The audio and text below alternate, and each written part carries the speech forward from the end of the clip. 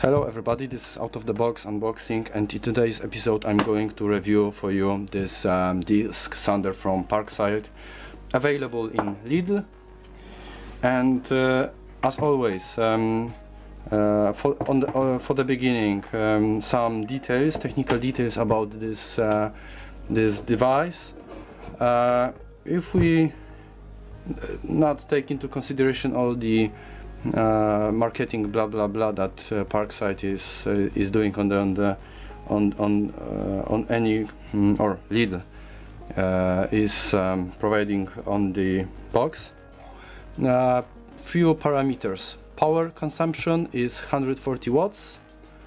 No load rotation 3600 RPMs. Sanding table angle from -10 up to 50 degrees. So from -10 up to 50 degrees. Sanding disc parameter is 125 millimeters, so it's standard one. And also you've got some accessories like this coupling, this nozzle for this outlet nozzle, something to assemble, and sanding papers as an example. So on the beginning, I have to admit I'm not so sure about the reasonability of such device, or better to say, with such finish. Let me start from the end. This part, it's rigid, it's not flimsy, but it's like I don't know, it's not aluminium, maybe it's aluminium, I don't think it's a magnesium, but my feeling is that it's like a comparison iron with steel. What I mean, steel, it's flexible, it's rigid, but when you put a force, it will not break, it will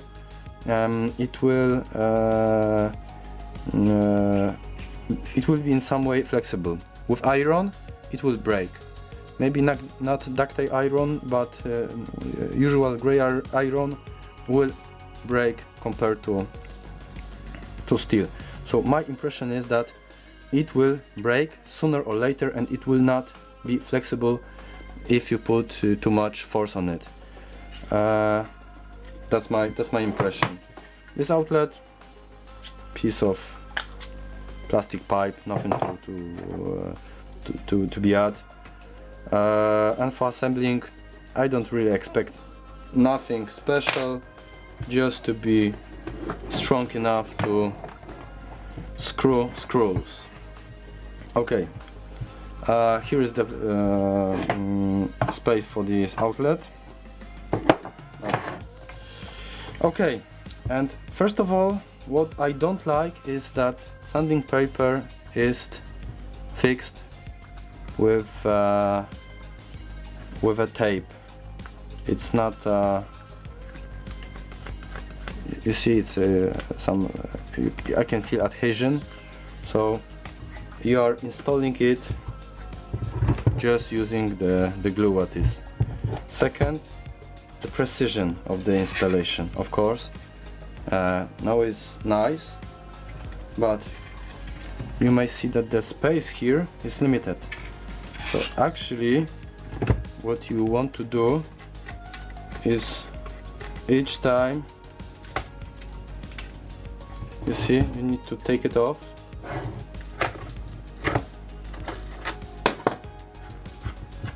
and put sandpaper on it and play with it. Actually, okay, you can unscrew this part, but I think you get the picture that if you are doing the job, you don't want to be distracted by too many things to be done, and depending on what you are sanding, it might be not so often or very often, as it is let me say, precision tool. Second thing, here the adjustment.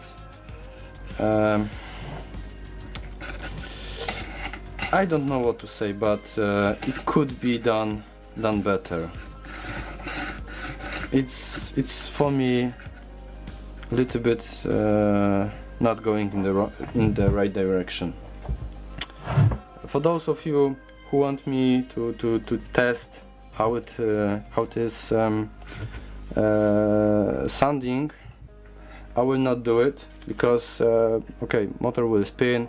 It's a sandpaper, so it's just that. So you will actually you will not know actually is it good or bad. I will just turn it on just to hear how it's loud, and that's all. So sorry for disappointment. For those of you who are requesting very detailed tests, but I don't see added value with that. Okay, so where this? Okay, so 3 to 1. Sorry, I need to turn on. 3 to 1. I'm surprised. Very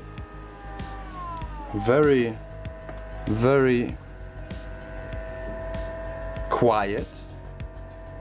This is a minimum. Actually, I didn't spot it minimum rotation speed. Maximum is 3600, and we will go straight to that.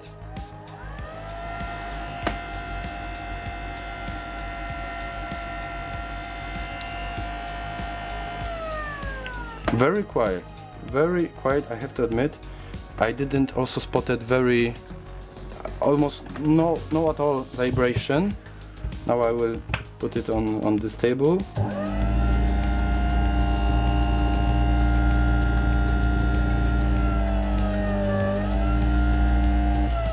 Really nothing, but now please focus on what will happen when I apply a force on this disc, because I have spotted that even by my finger without a big force, the rotation disc is slowing down dramatically. So we have a maximum RPMs, you see 6, so it should be without load 3600, but when I apply force, you will hear it's dropping down dramatically.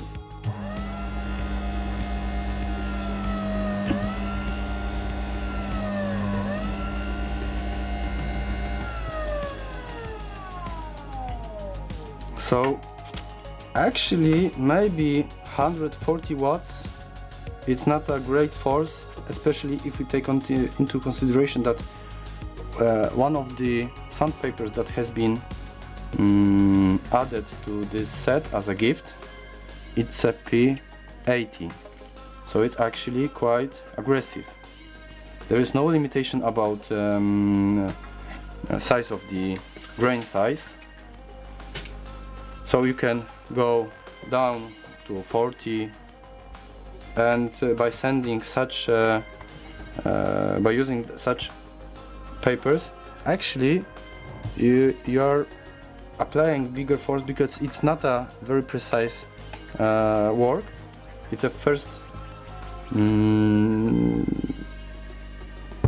mean, on the beginning, when you need to, I don't know, refresh something, go aggressive, you are going with very low numbers. So actually this motor, it's not doing a great job in my opinion, because the RPMs are dropping significantly.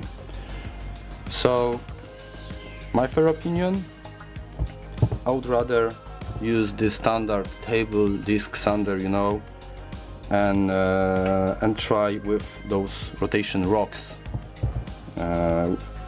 And not with sandpaper. That's my opinion. And if you need a precise tool, use for instance Dremel tools with some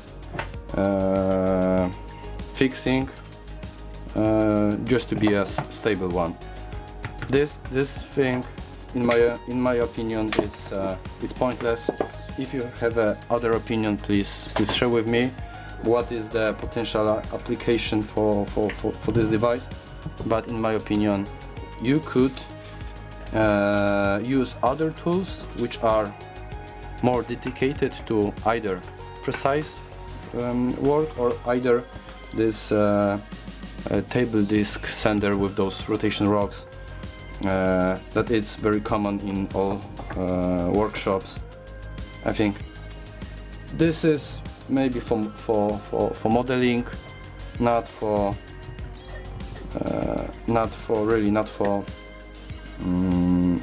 heavy duties, in my opinion. So I would rather say it's a toy instead of it's a tool. So, but this is only my opinion. If you have any comments, please section below the movie is yours, and looking forward for another test. See you next time. Bye.